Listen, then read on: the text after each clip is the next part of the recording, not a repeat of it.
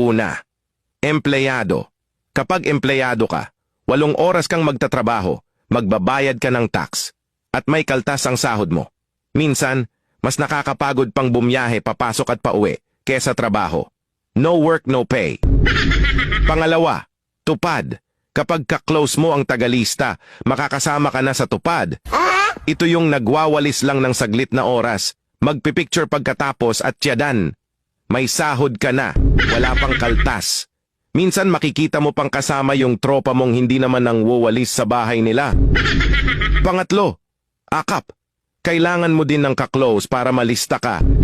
Hindi kailangan magtrabaho at wala kang gagawin kahit mag-cellphone ka lang maghapon. Ito yung pipila ka lang saglit at tiyadan.